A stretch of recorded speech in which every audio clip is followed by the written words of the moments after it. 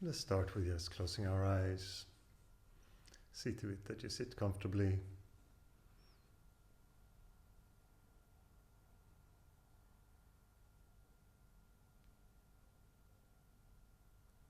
And recognize what is here.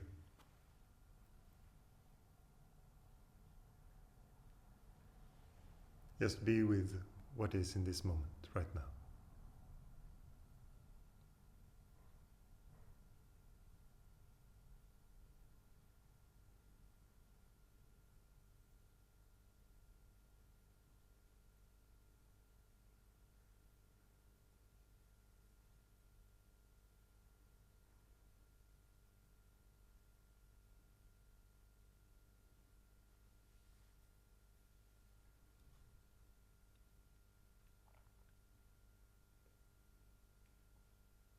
See if you can just allow the expressions of what is here. Whatever emotional state you have, however your body feels, what's happening in your mind, thoughts coming.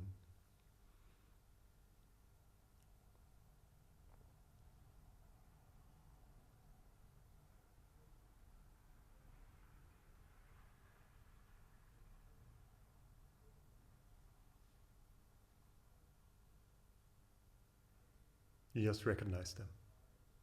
Notice that they are happening. Not trying to push them away. Not trying to create any state.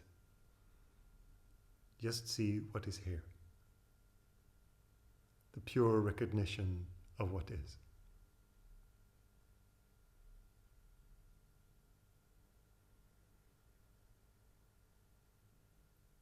And in this acceptance, you invite every thought.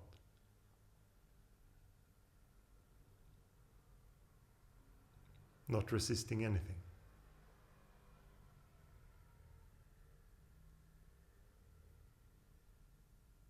And if you notice that there is resistance, you stay with that.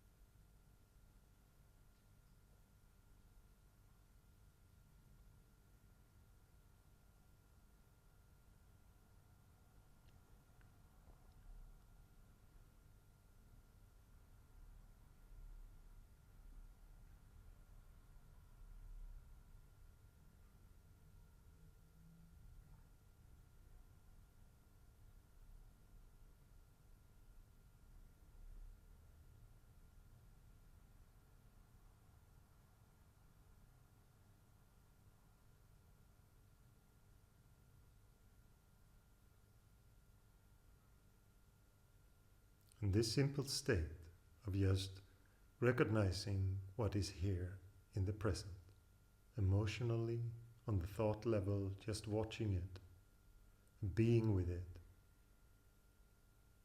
being alert with it.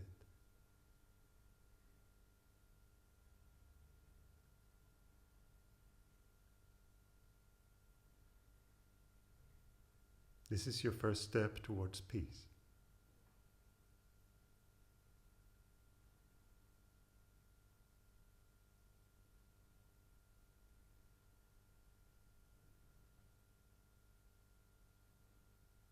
Because in this recognition, there's no more tampering, there's no more controlling.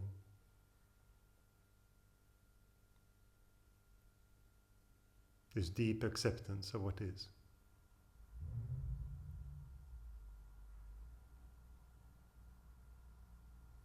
This is the beginning of spontaneously being aware with what is.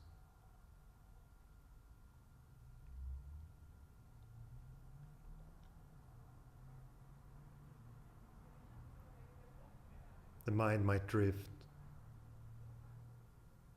The body becomes restless. All these things might occur. But the more you bring it back here, to this pure beingness, the deeper the recognition of what is will become.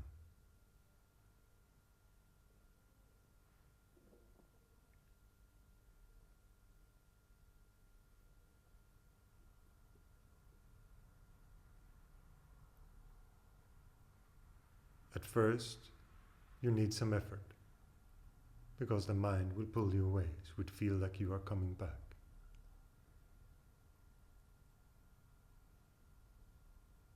But after a while, you realize that that is not effort. The effort is the doings of the mind. This is just being.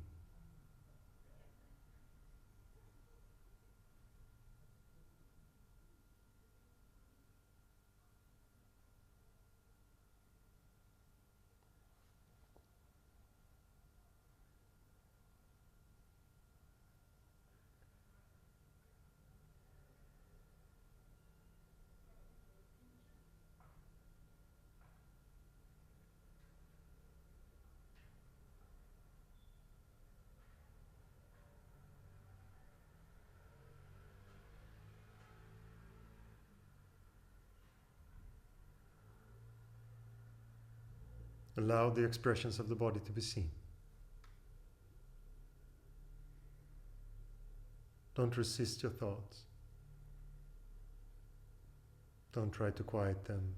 Just allow them to play out, but in complete awareness, in complete alertness. So you can see their transient nature. How they start, how they stay for a while, how they go.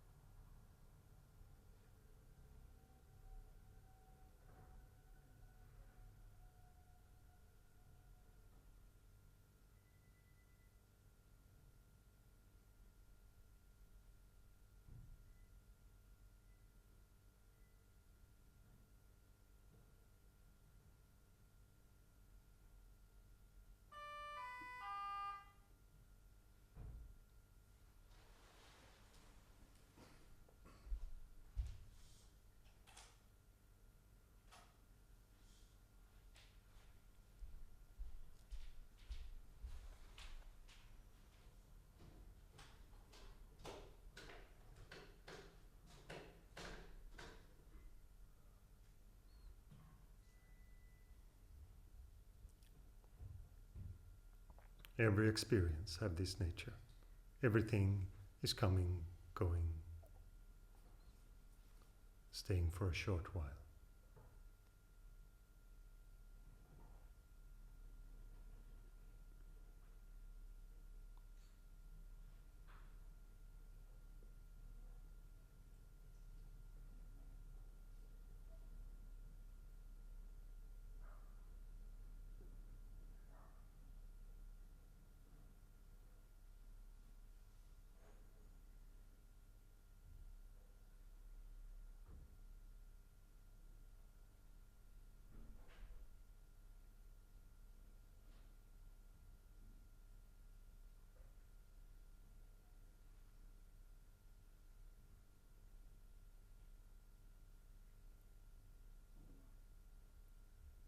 The deepest part of you is not transient.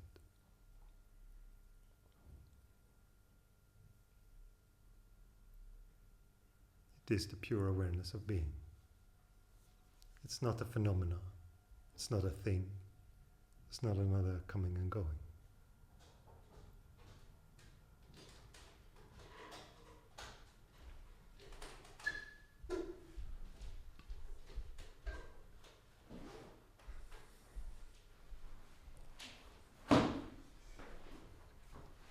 Please be on time in the future. Thank you.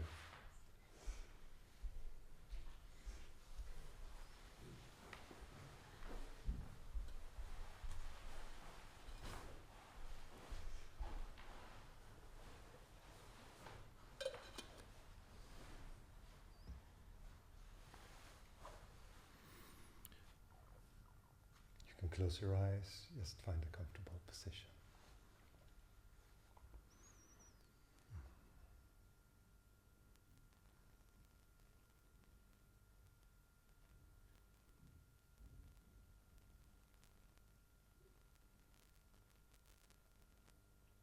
And in this silent alertness,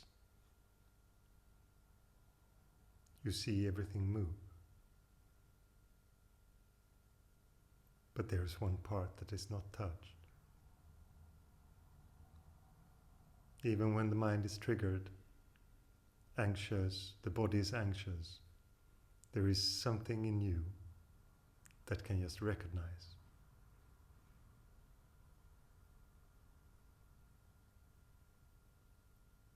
This is what is referred to sometimes as pure awareness.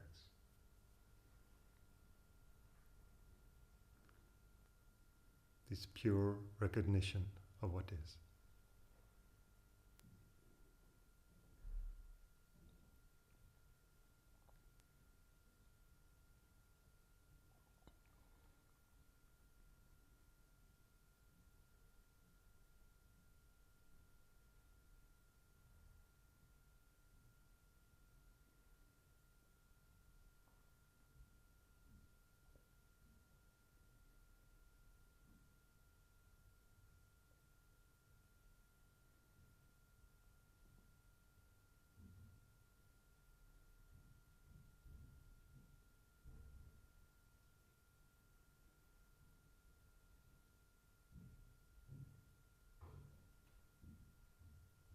And at first you might say, but I don't know what this pure awareness is. But every time you recognize thinking, you recognize the expressions of the body, you come to this observing. Then you touch upon this awareness. You can call it the first expression of I.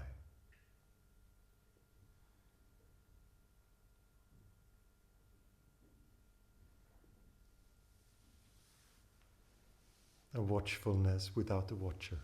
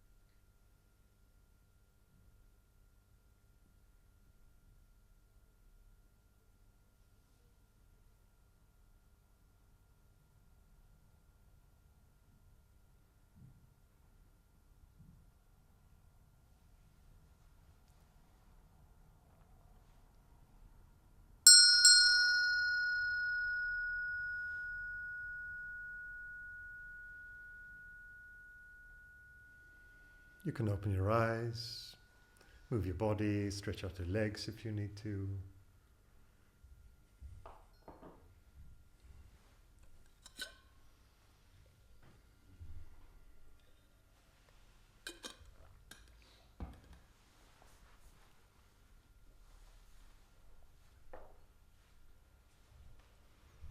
I think that most people don't recognize what their mind is doing to their experience. How obscured the mind is by belief and thought in almost all instances. Even in the instance when you try a meditation like this and you try to be aware. That the mind has its bias, its ideas, its perceived notion what meditation is, where it's going, what's going to happen, how this is going to affect my future, all the ideas of hope that I put in my practice, all these things.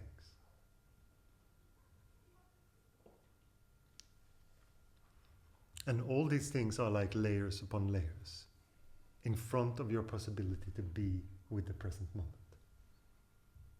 Because meditation in essence is very simple. It is be with the present moment as it is. That's it. That's the whole instruction.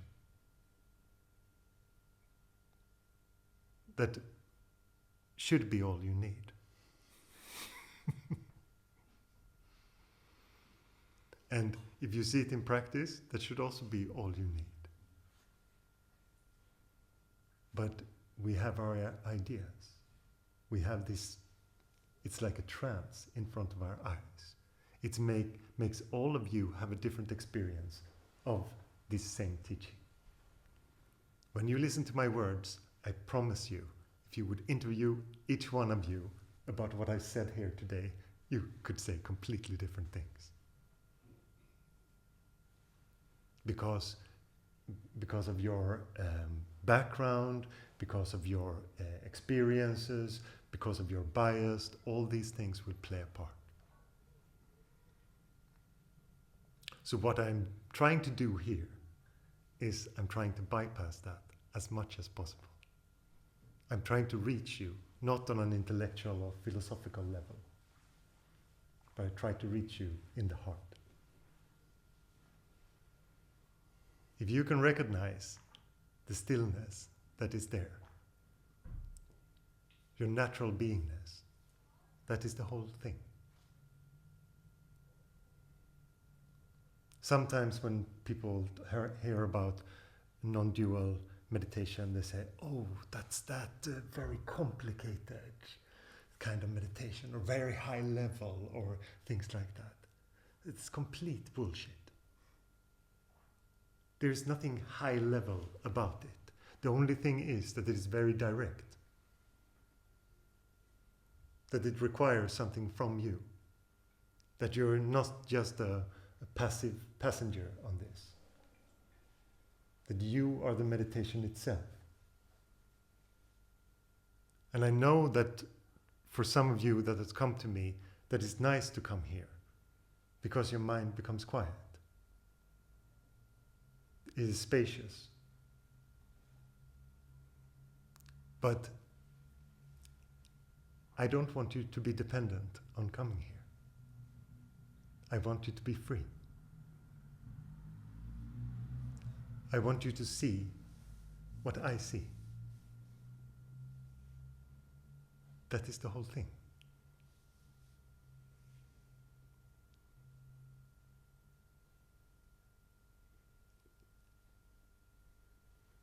There is so much beauty in the world of being. Everyone can be their beingness in that. Even if they're angry or occupied or in the complete trance of the fears of their mind, you might still see them. You see their struggle. You see their fight. You see the burden, how much they carry of this mental load on their shoulders. You might see all of it. And it will be very easy to love them, even if they're nasty to you.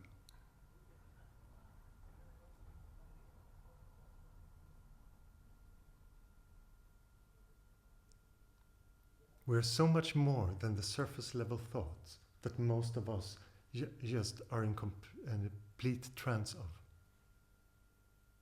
For most people, in their daily life, if there come a thought, it can completely devastate them. They remember that they forgot their best friend's birthday, and it's like, oh no! From 1 second to the other, they just shift completely in their mode because a thought appeared. We're so easily taken by the mind, most of us. But the mind is only surface level.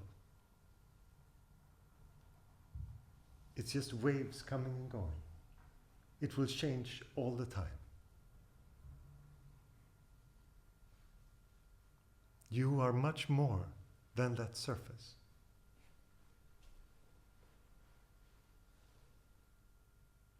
On the surface level, you believe you have a life situation, that you are someone in time, going from point A to B. You're a bit cynical about it, or hopeful about it, or whatever conclusions you have drawn. But the idea for most people is that they live in a time span. That they were born and that they die. And that they're trying to do a good thing with the time they have between those things. But that is just a very, very surface level idea of your life. Because there is nothing but the present moment.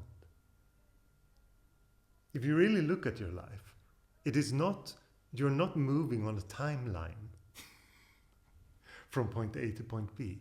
It is just the present. That's all there is. There is the experience of it in every moment.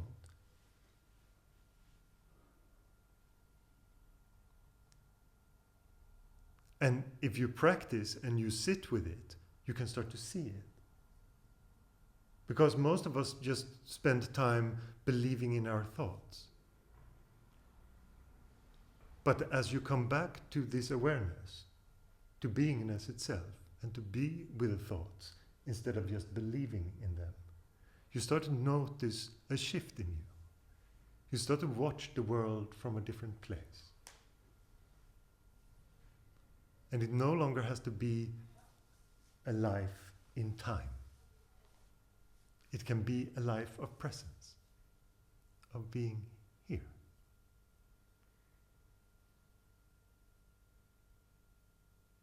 Because we also don't know what is happening.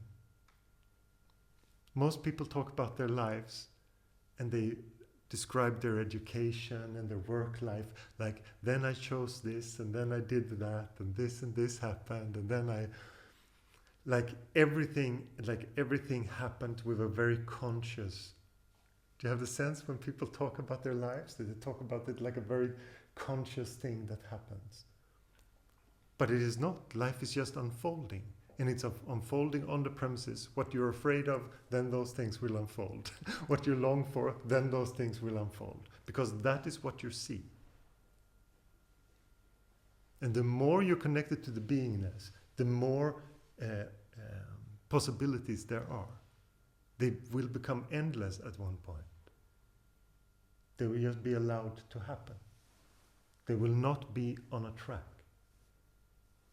And if you say about your life, this is happening to me again and again, then that is just a projection of you coming back to you. Your fears will be recognized by how you perceive the world.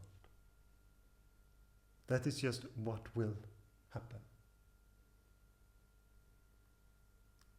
And if you see people who are very clear fears, you will also see that they're like a magnet for those things. If you are afraid of people leaving you, you will experience a lot of that. If you are afraid of not being able to say no, you will experience a lot of that. People will challenge you in that. That will just be a part of your makeup. And you could say, that is terrible. I don't want to live a life like that. But it's also beautiful because it points out your fears. If you're just aware of it, it's just like the universe is coming. Oh, you're afraid of this? Let me come and poke you a little bit. And you will notice that fear.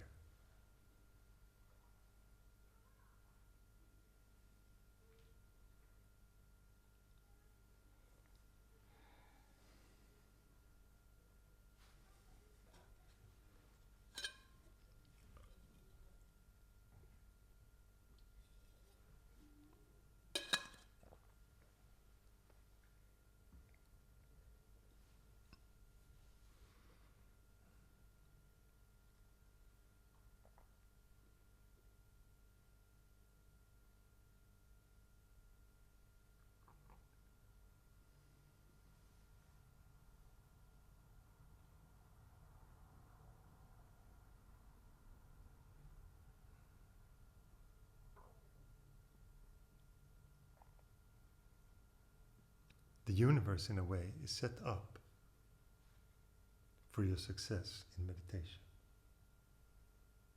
Depending on how you look at it, of course. You can fight your life, your situation. You can fight whatever life brings you, but it's just very, very tiresome, and it makes you very, very bitter.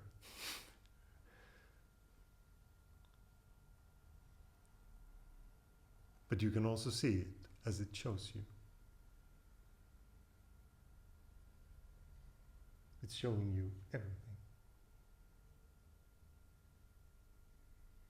And you will recognize it as you stay with beingness more. You will see what it brings. It will bring things that seemed impossible. And it will bring things exactly when they're needed. It works in a completely different way that at least I thought that life worked. I come from a background of academic parents, secular beliefs.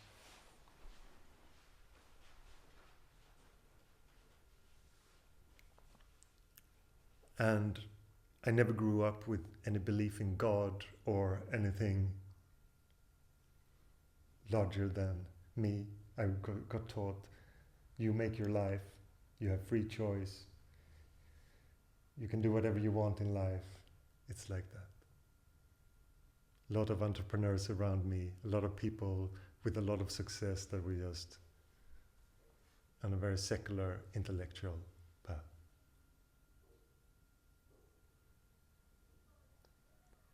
So the first 10 years when I tried meditation, I did it like that.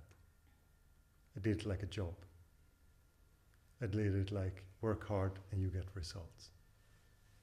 That really sucks in meditation. It's really a terrible path. It's so harsh. It's brutal.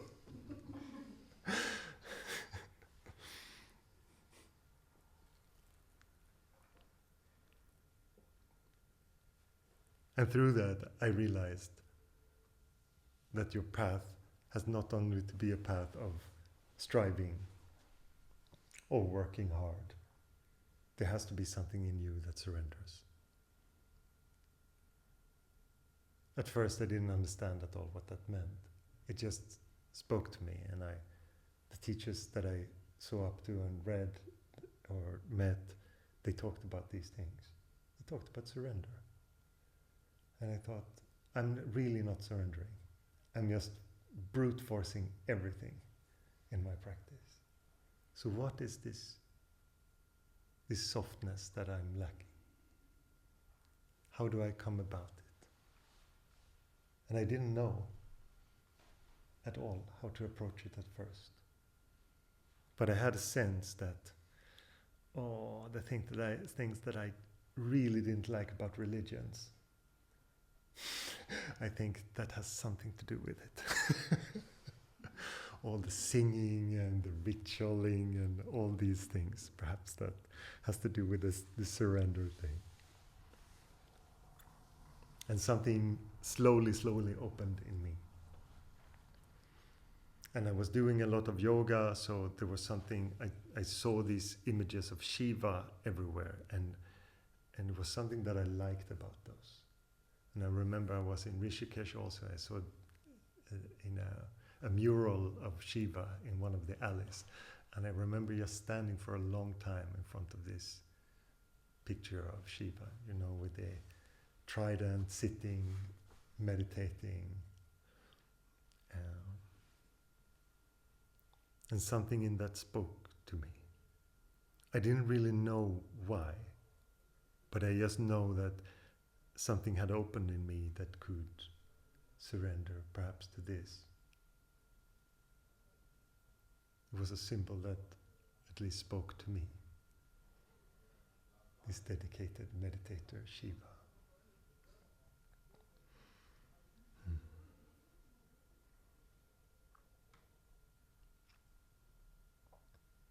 So it slowly changed. It slowly softened. And the meditation became much more pleasant. where practice became really nice instead of just like a little punishment.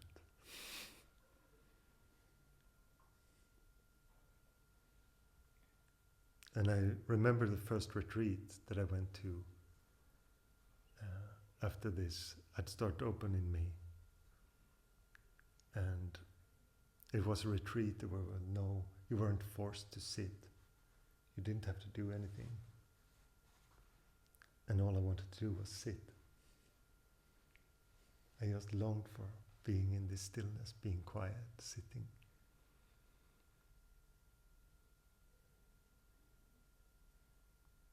And instead of this feeling of trying, there was just so much love.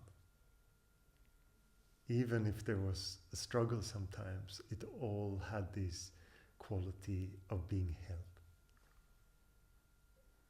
It's very difficult to explain.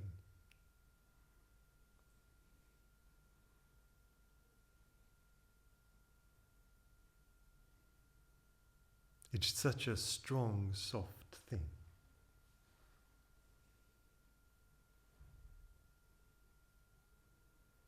And in my life I had met many people who had a religious background and practiced meditation, and they all seemed to have some connection to that. They had a naturalness with that God aspect of it, the surrender aspect of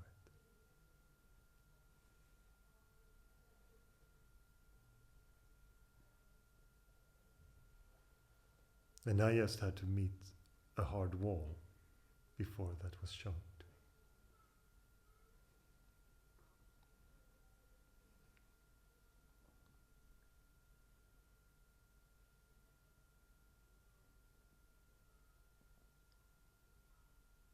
And in that, the mind started to get quiet in a way that I had only seen when I'd been on retreats for a long time, practicing hard for a long time. I had felt some quiet, but now the mind just naturally subsided. It was easy to be with the mind stillness.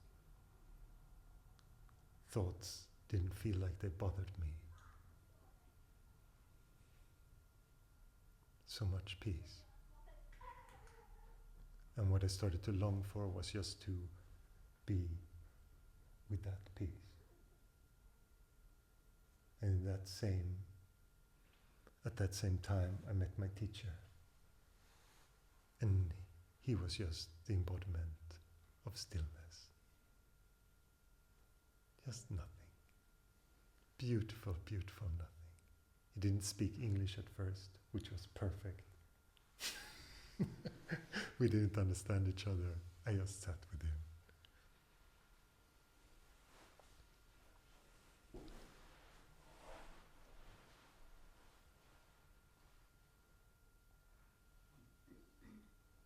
This silence, that peace, is what everyone is looking for.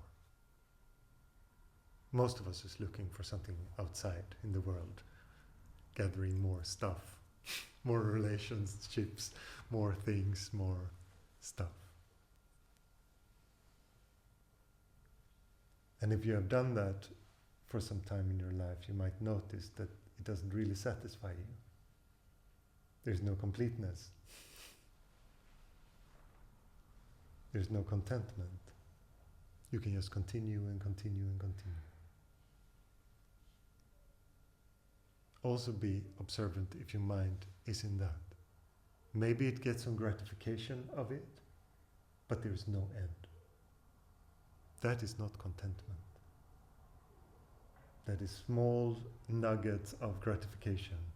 And many people just chase that all their life because they feel that small contentment in that. For a little while they have reached their goal, and for a short second they feel like, oh, it's done. And then the mind goes to the next thing. And they're again in this longing for the next thing. And it just goes on. And the mind interprets that that if I achieve my goals, I get this gratification. And it is really like a person living on crumbs. You have the crumbs of contentment, but there is no real contentment, no lasting. It comes only from one thing, from what I have seen. It comes from looking inside and surrender to that. And when I say inside, it is not, it's just as an opposite to the idea that everything is external. Because what we call inside in this instance is everything. The awareness has no limit of inside or outside, but we look inside. We change the idea of looking for our contentment and our happiness on the outside to the inside.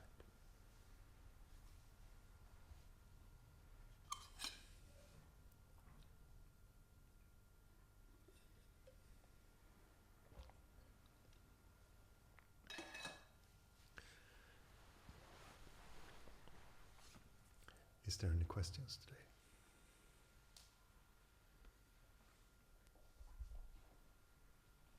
Yes, please take the microphone so Ulla also can hear us. Could you tell us a bit about the difference between like formal practice, if we should call it that, sitting like this, and life outside, like ordinary, mundane life, if there is a difference?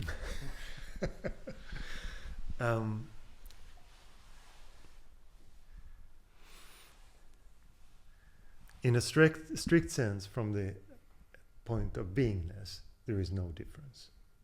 There's no difference actually between meditation and what, if you call it, daily life, or even the idea of you. Those are all the same in a sense. They all spring from beingness. But in the difference between like the context here, where we only talk about this subject. We never talk about the mind and the thoughts as if they are very real and that's what you have to deal with right now, and the authority that you can think that they have and all that. We only talk about this. So the difference becomes that you are much closer to the subject. You're not so easily taken away here. It's easy to stay as you are. You usually don't get overwhelmed by guilt or something here. It's much less likely, and that you can just be. And all the contexts that are really good retreats or teachers that have a profound understanding of beingness, in all those contexts, it's of course helpful. To think that that is not helpful is a delusion also. If you're taken by your mind, usually that is very helpful.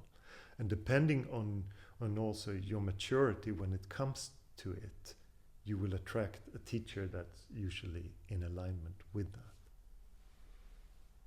You will be drawn to contexts that sometimes is in alignment with how you like to be taught, and the best way is sometimes that you also feel a bit fearful because you notice that it will also challenge you on the basis that you're at. Did I answer your question? Yeah. Yeah? Or you just want me to talk a little bit about it? Okay, very good. Luke.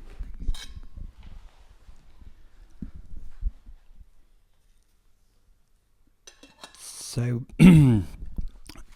talking about the sort of inner and the outer world, and obviously the inner world being everything in many ways, but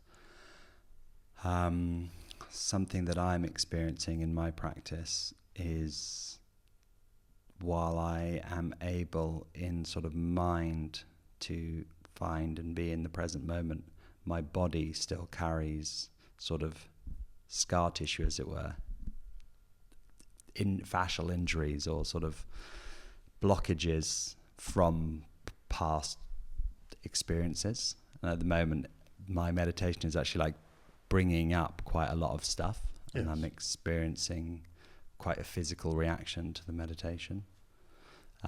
So you're sort of saying it is be present now, and there is no past. I hear you, but at the same time, sort of I'm getting a very sort of physical, there is. It's not really a question, but it's something that I'm stuck in my or not stuck in. In many ways, I'm unstuck because it's all coming out. Yes. But it's like blockages. Yes, it's just one part of the samskaras, of the old stuff coming up to the surface. That is a part of that is very much usually the thinking mind. If you're in that realm, that is the first. When that quiets down, then the emotional parts come. But we're all wired differently. Some people are primarily emotional in nature, and then that might be the first thing that comes. But in the same way as old thoughts can come to the surface, an old memory, an old trauma, or whatever it is that comes up, and you just watch it and allow it. Thoughts have a little bit of a different quality because they often come with an emotion. And that the acceptance in that is to express that. And it just being allowing it to be felt. And if it has to come, if there's sorrow or if there's anger that becomes sorrow, or all these transmutation of the feelings happen, and then they will naturally be expressed. And we usually also have an idea of how our emotions are supposed to be expressed. Many people curate that. They say that certain emotions are just allowed to come in a certain way. Some people for example, have stigmatized crying completely. So for them, crying is never a sense of relief. It's always something negative. It's so that you distort in some. You're not feeling good in some way. And if you have those things, then they will be challenged, of course, in this. And the more natural you get with your emotions, you will also notice that the way that children sometimes relate to the emotional content, that will come back to you. So you can go much quicker from laughter to crying, or these kind of things that the adult mind sometimes have created, that they are not compatible, or you cannot feeling this and then this in such a short span, or whatever it is. We have all these ideas, and most of us have them unconsciously. And when there is starts to become real openness with the emotions, they're all very close. Feels like they're on your fingertips. If you need to tell someone to stop or something, that is very close. If you feel a lot of love, that is very close. And all things. If you need to cry, it feels very close. So for the ego, that feels like being completely skinless. The ego says, I cannot defend myself in this state. I feel too vulnerable. It's so common that you start to feel like that. I feel like I have no protection anymore. And that is just a much more natural state with the emotions. Most of us create these walls of protection because we say, I cannot deal with this, or it shouldn't be like that. But that also, as soon as we create those walls, we get numb. Then we don't feel other people. We cannot connect with them in the present anymore emotionally, and we have no empathy. We lose all those things that are very natural to us. Yeah, thank you. And that definitely resonates with me as to what my life experience was, is I put up a load of walls so well constructed that I didn't see them. So I just sort of, beyond, there was a sort of numbness, but then past the numbness, I actually sort of felt really emotionally intelligent and could talk about my feelings and things like that. But actually it was sort of only to a certain level that I couldn't really get behind. And it's sort of, because it was a well-constructed wall, it's sort of like the demolition is quite messy, as it were. So I'm just, it's all very raw. And there's like an annoyingly large amount of work to be done. And I suppose that's just because of the experiences that I've had, I suppose, and just have to accept that and work through it. And usually you it's very common that when this starts to happen, that you try to fix your life according to it. But you don't really have to do that. You don't have to take the parts and make something new with them. You can just let them fall apart. And you will see that that is much more spacious. I know that it feels like you're not in control, but that is a part of it. You can just allow it to wither away. And Raya Krishna said it beautifully to me. He said, when you have gone to the toilet, do you take a stick and check your poo after? No, you don't. You just flush. And with that, he just meant when your crap comes to the surface, just let it go. It's so easy to go into, oh, I have to talk about with my friend now that's also on this path, and we have to share our traumas. And you start to create a lot of things with it. Just let it go. You don't need it anymore. It's coming up to the surface, and it might come up again emotionally. You have to cry again a little bit, but you don't have to take all the broken parts together and try to make something out of them. Yeah, that was beautiful, and the poo analogy is great. Because my mind has a desire to sort of like bring clarity to the confusion in the whole situation, and wants to like change things. Wants me to be like make big life changes. Yes. Which is just so frustrating, because it feels, and I'm in the split second that it comes through, it feels very real, and then obviously I'm have awareness that it isn't, but it is my body resonates with it. Just let it go. I don't have to deal with it. I don't even have to necessarily feel it's coming. It's very physical, and it's not necessarily connecting mind body. It's just happening. Yes. So, and that's just almost the best way for it to be. Yes, and actually it can be helpful not to really understand it. Because also that sense of making sense of everything is not helpful here. It's just again trying to take the pieces and put them together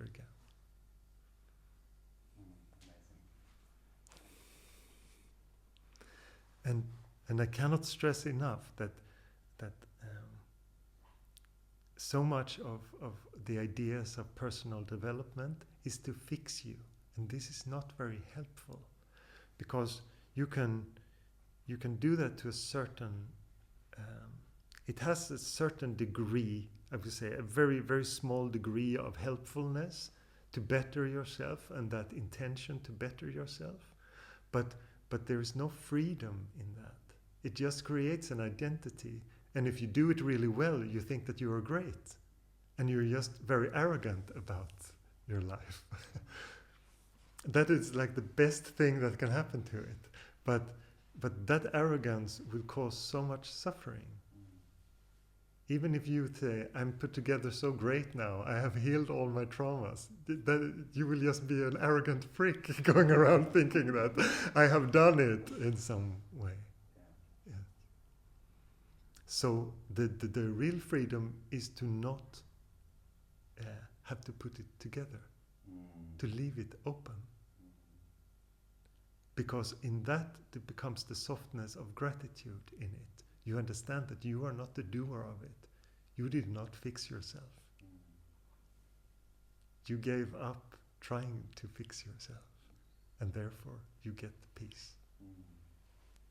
So the recognition of that strong softness that comes with when you allow awareness to do its thing is also the understanding that you are not the doer.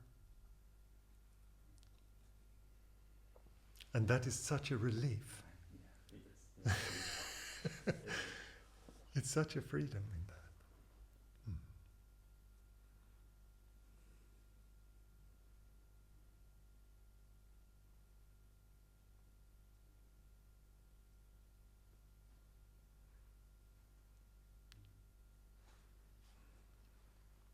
Yes, who will ask a question?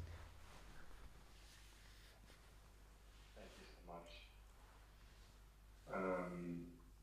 Yeah, thanks again. I feel very welcome here, and yeah, I hear myself now. It makes it difficult, but I'm gonna try anyway. Yes. It's echoing. So on that note, with trauma work, for me, I see that my biggest challenge in life is when old patterns come up. And it's a discrepancy because now, here and now, and usually in my life, I feel very open and willing to do work and be in acceptance and be with all the feelings that arise and observe my thoughts, my thinking patterns. But sometimes I feel that old patterns come up. I'm going to give you an example. I get hurt, for instance, by my partner, and I can see that we can call it attachment wounds arise, and I get into some kind of dorsal activation, freeze, dissociative mindset. So in that situation, I don't want help, I don't want to observe, I don't want to change anything. That part of me, my mind, wants me to be in that and suffer, more or less. And I'm very curious to hear what you think about it, because I can see it coming, slowly getting a stronger grip on me, but I can't stop it. I'm observing, see it arise, and I'm telling myself, oh shit, now it's coming again, but I can't stop it, or I don't know, accept it enough for it to not have its power on me. No. And if that makes sense, I'm very curious to hear what you think about, deep trauma work, but also some tips perhaps to stay, in the present moment, as you're talking about beingness, instead of being kidnapped by this mental state. Yes. The first thing to understand in this is what causes it. Because when you have been triggered, you're along for the ride, usually, for a while.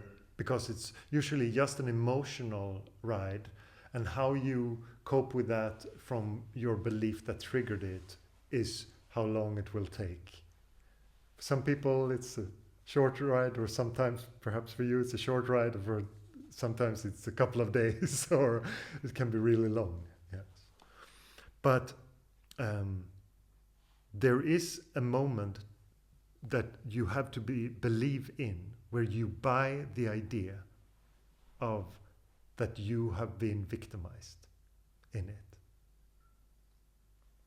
And you formulated, when my partner triggers me, or something like that, which also shows that you have the idea that you're not at all in control of it. It's just something external that can trigger you, and then it happens.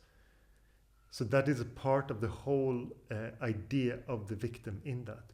But you have to believe that that is possible. So the awareness of when that trigger comes, and to understand that you have to believe in it for it to become something. You're not in the hands of your partner deciding to trigger you or not. I understand that it can feel like that. And that you can feel helpless in it even. But you can just do this thing to me. But all the power of the belief in that lies with you. You have to buy into it. And when you recognize that, you can also understand that when things come from the outside, they are not personal to you. Anything that comes are not personal to you. And this has to do with the whole groundwork of this, which is, what do you believe yourself to be? Because if you have the idea that you are the person that can become triggered, then that will be your reality when it comes to that. But the more you have the feeling, I am beingness itself, I am awareness, and in that I can be with the expressions of the body of being triggered, suddenly the same things can happen, but your outlook will be very, very different. And when you sense all these things coming, can you be with them? Can you just allow them to express? Can you invite them even and say, let's see what this is. Let's see this expression played out. Because there's usually also both emotionally and mentally can be so much resistance to it. So just the allowance of it also changes its properties. So yeah, I see it. Yes. I love that, and it feels so easy when the emotions are not that strong. And as you're saying, I'm very clear with understanding that it's not my partner's fault, of course not. This is within me, for sure. But also what I resonate with a lot is that there's a strong belief in me that I have this pattern. This is how I react. And it makes, maybe it gets more difficult because I also work with trauma as a therapist. So this is something I've been learned, and also something that I see in other people. And this is how I explain my behavior. But you know, when it comes to, as I said, like easier emotions like subtle anger, then I can observe and laugh at the anger. But this is like a tsunami in comparison. Yes. And then I'm how do you say, I'm just on the train. Yes. Not steering anything. Yes, you have bought the ticket. Yeah. So then you have to go with the ride. That's usually how it happens. But and as the same as at Luke's question, that it is also the all the beliefs around what a trauma is and how you have to deal with it and how you have to be with it. That can be a hindrance in this, because you don't just allow it to happen. There is a tension with it, or even it can be all kinds of ideas. If you're, as you say, you work with those things, so you can see, oh, it can become this bad, or you can have like frightening examples in your mind. You can play with all kinds of things with it, and in all that, there's no real allowing of it. We're very, very basic in one way. It is that we all just want to be with the present moment as it is. That's all we want. I say sometimes when people say, I want to help other people, I say, what is the best way to be with someone else? It's just to be present. Everything will be expressed in them if you can really listen and to really be present with them. That's what people lack. Almost everyone lacks that, to be met like that. To be really listened to and to be really just like a mirror. And the more polished that mirror is, the nicer it is to be there with it. So if you can just be with those things and just completely allow them, then you can find the center to be in that moment also when you see that the trigger is there. you're suddenly aware of, oh, now I'm again. And you will have the sense of also not buying into it. But it has very much to do with the idea of who you are. That is the core of it. And that belief can make it impossible to get past it otherwise. Because if you completely identify as a person, and now this is happening to me again, then you bought the ticket. Okay, thank you. I will try, and I will come back to you and tell you how it went. Yes, and the best way is just again and again to come back to this sense that you can observe your bodily experience and your thought experience. And the more you're comfortable with being with that, the easier it will be to be in the present moment. That is the gist of it. That is the depth of it. Thank you. Thank you very much.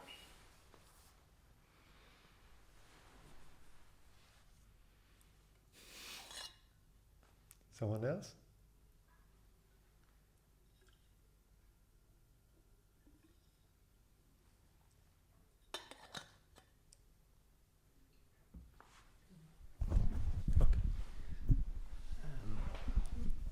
Either you or the person asking the question there mentioned like the will to help other people. Made me think about the bodhisattva idea.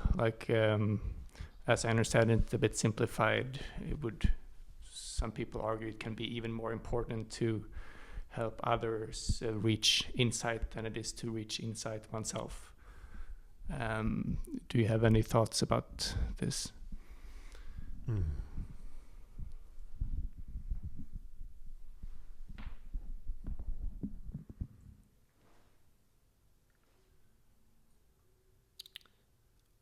I think people in general are very meddlesome. They're very arrogant and meddlesome. They try to intervene in all kinds of things because of their idea of, I'm going to make the world better through this. At one point I met a person who told me that he was going to start a new political party. Oh, I said, and what is the idea behind this party? Yes, I'm going to make a party that is completely, that the core is common sense. And I said to him, I have bad news for you. I think that every party started like that. and that is what I feel, that most people have an idea that their idea of reality and what everyone needs is much better than everyone else's. And they're very quick to look outside and tell what's wrong with the world, but not so quick to look inside to who is the one with the idea of pointing at others. And I think that is the most important work that we can do. That is what from my experience, what I've seen had the most positive effect. And I see how much people love things that has to do with presence. As soon as that is expressed, that is lovely. And they might not know why they enjoy that. But they will enjoy it because it makes them present. And that is what everyone is looking for. And some might even express that as, I now understand what love is. Because it's just that pure beingness. And sometimes I tell stories about my teacher in India, and I said one of the most beautiful things with him is that he didn't care, he had no interest in me. And people are like, but how can that be a beautiful thing? Yes, because he had no person to be invested in me. He challenged me, he could give me advice, all these things. But if I was gone one day and never came again, I knew that it would have no effect on him. He was just free of it, and that made it very nice to be with him. He never wanted anything from me. And if I showed that I really wanted to understand what freedom was, he was very happy to show it, to do all the things and to challenge and all that. But he didn't want anything from me. And that, it was such a great expression of love. And I think that most people are so transactional in their nature. It's always an exchange. What most people call love is just an exchange of things. I want this from you, and you get this from me. And now we're in this like sort of entanglement of that. And that is what we call love. But love in its pure expression is complete freedom. I allow you to be exactly as you are. No need to fix you.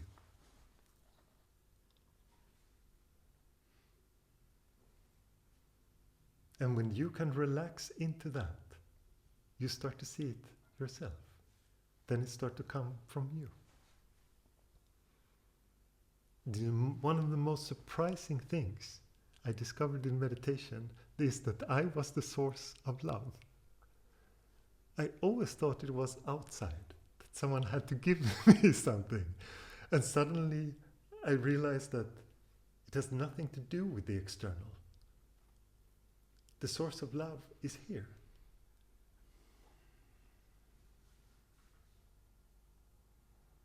And it makes every interaction with anyone much easier.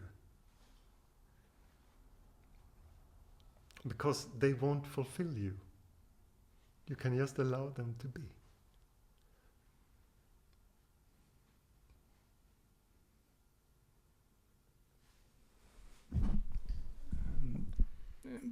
But so is what you're saying that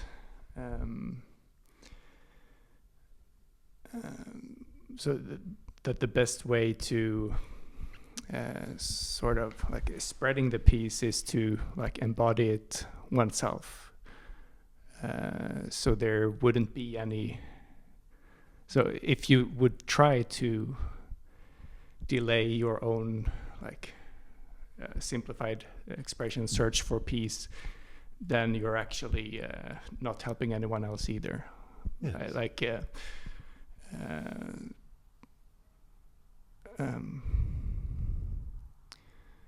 So the reason like you're here now with us instead of in a cave meditating by yourself is that this is also the best way for you to find your own like peace, so to speak. Do you understand what I mean? But I'm fine being by myself. I don't need this context to feel all right. I can be completely without it. But from what I see with people, most of them are completely taken by their mind. They're just running around their whole life in this trance of the mind, trying to do things. And there's not really anything I can do about it. But if people voluntarily wants to come and talk to me, I'm here. So that's all I do in this. And I'm not really seeing this as I'm coming here to help you, which some people might think. I'm just coming here to see what happens. Because as soon as I would take the role of a helper, I would force you to take the role of a helpee. And we both create identities around that. And I'm not interested in that. As I said before, I'm interested in you seeing the same thing as I see. seeing awareness instead of just personhood in everything.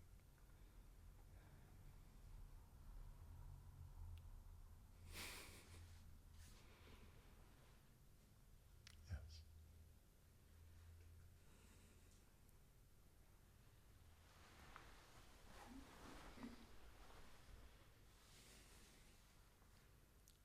Shall we sing something?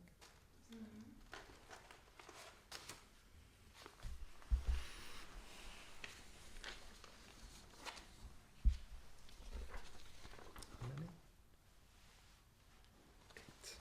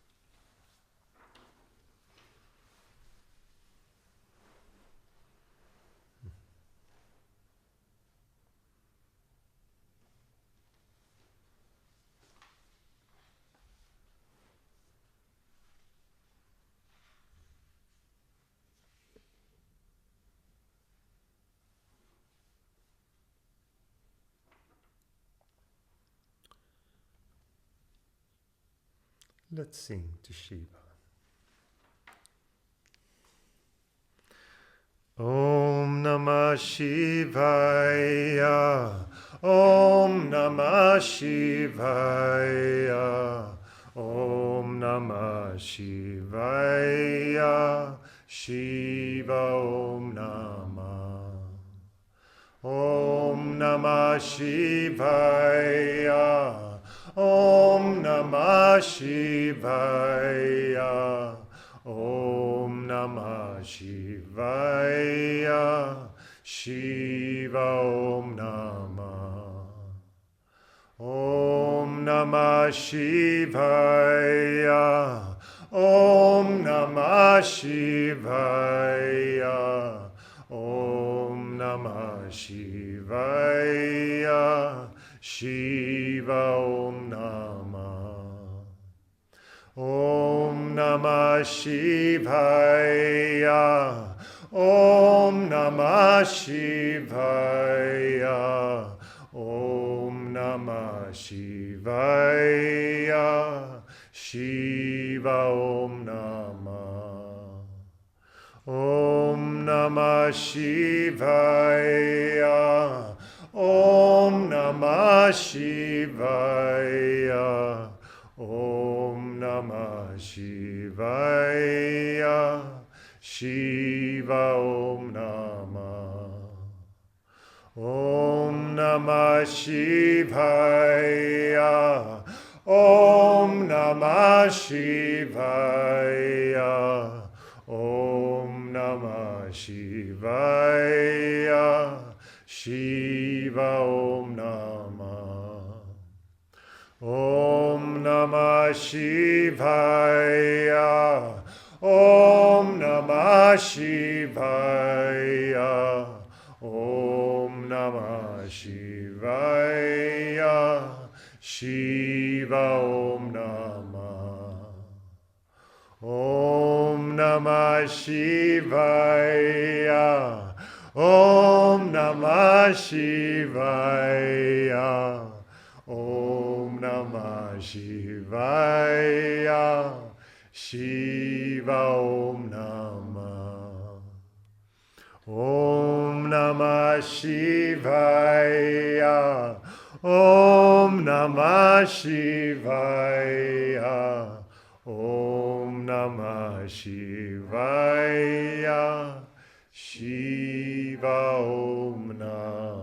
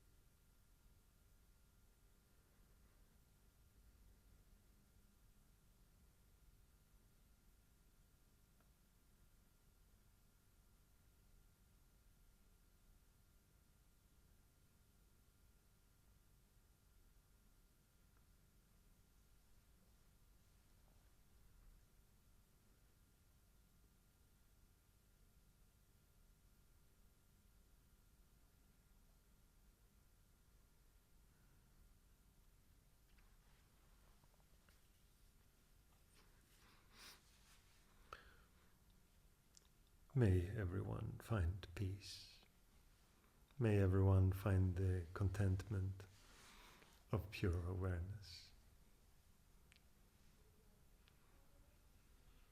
May you find a way to rest in your heart and allow all the expressions to come from there.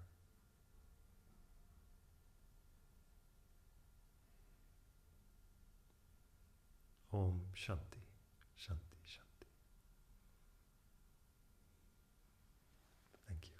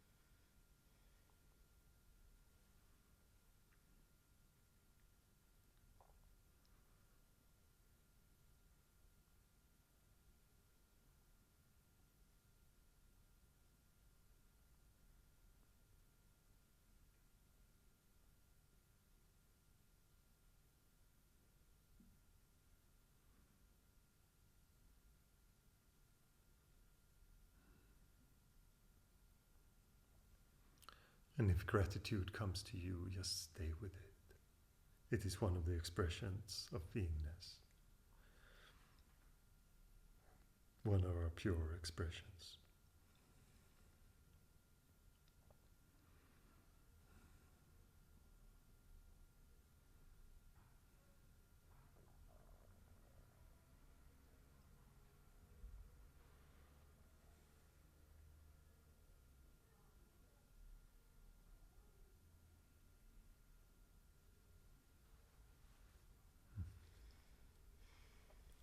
I forgot to show you the room, Olle.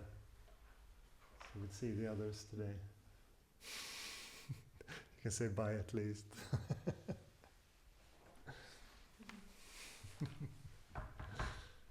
Thank you. Take care.